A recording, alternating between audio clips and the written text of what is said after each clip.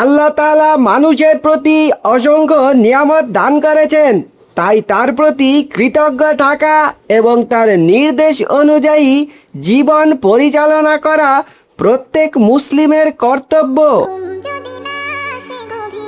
আসসালামু আলাইকুম ম্যাম, ভেতরে আসতে পারি? ওয়ালাইকুম আসসালাম। হ্যাঁ, ভেতরে আসো। ম্যাম, আমি স্কুলে নতুন ভর্তি হয়েছি। আমার নাম আব্দুল্লাহ।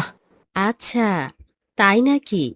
শোনো বাচ্চারা, এ হচ্ছে তোমাদের নতুন বন্ধু আব্দুল্লাহ।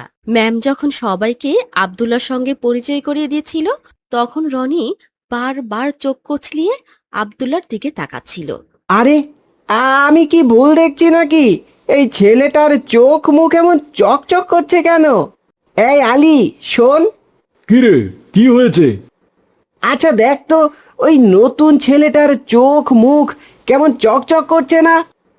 চকচক করছে মানে? ও, বুঝেছি, ও অনেক ফর্সা, এটাই বলতে চাচ্ছিস? আরে না না, ছেলেটার হাত পা আর মুখ থেকে কেমন যেন একটা আলোর ঝলক আসছে। তুই দেখতে পাচ্ছিস না? ধুর, কি সব বলছিস? এসব কথা ছেলেটা শুনলে তোকে পাগল বলবে। যা যা, চুপ থাক। রনি তখনকার জন্য চুপ হয়ে যায়।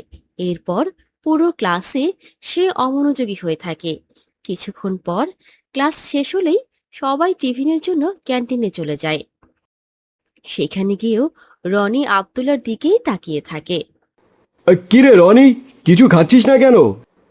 আচ্ছা দোস্ত, তুই কি সত্যি কিছু দেখতে পাচ্ছিস না?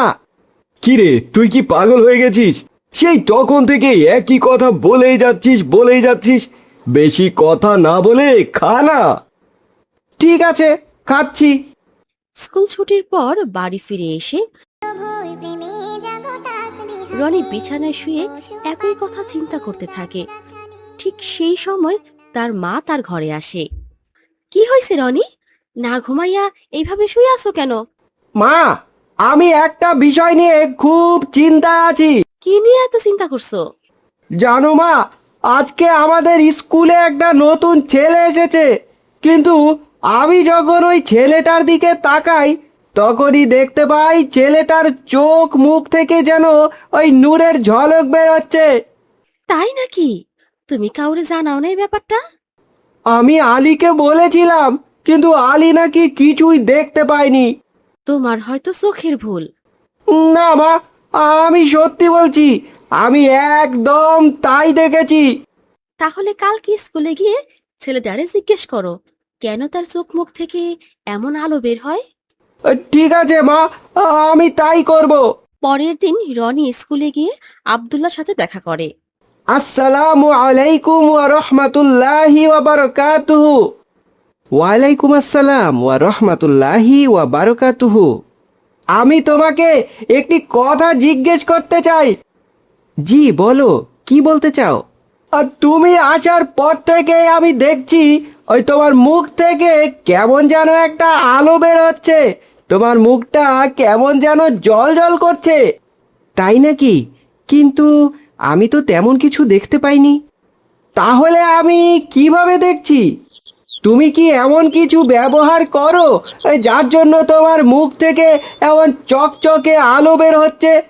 আমি তো তেমন কিছুই করি না, তবে একটা জিনিস রোজ করি, তার জন্যই হয়তো এমন হচ্ছে। তাহলে প্লিজ আমাকে জিনিসটা শিখিয়ে দাও না, প্লিজ প্লিজ। ঠিক আছে, তাহলে শোনো। তুমি প্রতিদিন 5 ওয়াক্ত নামাজের আগে মনোযোগী হয়ে অজু করবে এবং ঘুমোতে যাওয়ার আগেও অজু করে ঘুমাবে। তাহলে কি আমার চোখ মুখও এমন জল জল করবে? ইনশাআল্লাহ, আল্লাহ তাআলা উত্তম জানেন। এরপর থেকে রনি 5 ওয়াক্ত নামাজের আগে অজু করতে থাকে, কিন্তু প্রতিবার অজু করতেই সে অমনোযোগী হয়ে থাকে। না, আমার তো চোখ মুখ দিয়ে কোনো আলোই বের হচ্ছে না।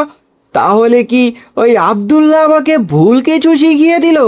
কালকে ওকে আবার জিজ্ঞেস করব কেন সে আমার সাথে এমনটা করলো। পরের দিন রনি খুব রেগে মেগে আব্দুল্লাহর কাছে যায়। আসসালামু আলাইকুম আব্দুল্লাহ। ওয়ালাইকুম আসসালাম রনি, কেমন আছো তুমি? একদমই ভালো নেই। সে কি, কেন? তুমি আমাকে ভুল পদ্ধতি শিখিয়ে দিয়েছো। আমি প্রতিদিন নামাজের আগে এবং ঘুমোতে যাওয়ার আগে অজু করেছি, কিন্তু দেখো আমার চোখ মুখ দিয়ে একদমই আলো বের হচ্ছে না। নিশ্চয়ই তুমি অমনোযোগী হয়ে অজু করেছো। আমি তোমাকে মনোযোগী হতে বলেছিলাম। আল্লাহর জন্য একটা কাজ করছো, সেখানে যদি অমনোযোগী হও তাহলে আল্লাহ পাক তোমাকে কিভাবে নূরের ঝলক দেবেন। হ্যাঁ, তুমি একদম ঠিক বলেছ। অজু করার সময় আমি দুনিয়ার যত সব চিন্তা মাথায় নিয়ে থাকি। আচ্ছা, এবার থেকে আমি মনোযোগী হয়েই অজু করব ইনশাআল্লাহ। আচ্ছা আব্দুল্লাহ, অজু করার ফলে কেন আমাদের চেহারায় এত নূর আসে বলো তো? আর অজুর ফজিলতগুলো কি তুমি আমাকে বলতে পারবে? অজুর ফজিলত আসলে গুণে শেষ করা যাবে না। অজুর পানি পড়ার সাথে সাথে অঙ্গ প্রত্যঙ্গের ছোট ছোট গুণাগুলো সব ধুয়ে মুছে যায়। অজুর ফলে আমাদের হাত, পা এবং মুখমণ্ডল কিয়ামতের দিন উজ্জ্বল থাকবে। এর মাধ্যমে আল্লাহ তাআলা জান্নাতি ব্যক্তিদের খুঁজে পাবেন। মাশাআল্লাহ, সুবহানাল্লাহ। অজুরও এত ফজিলত আছে, আমি তো এসব ফজিলত জানতামই না। তাই যেমন খুশি তেমন ভাবে অজু করে নিতাম। ইস, আমি যদি আগে এসব ফজিলত জানতাম তাহলে এত মনোযোগ দিয়ে অজু করতাম। এছাড়াও তুমি যদি অজুর পরে দোয়া পড়ে নাও তাহলে জান্নাতের 8টি দরজাই তোমার জন্য খুলে যাবে। আগে পারোনি, এখন থেকে শুরু করে দাও ইনশাআল্লাহ। ইনশাআল্লাহ। আগের ভিডিওতে কুইজের সঠিক উত্তর দিয়েছে নুসরাত জাহান, নওরিন, সুমাইয়া জাকিয়া, স্বপন, নাবিলা, মোয়াজ ও আরো অনেকে।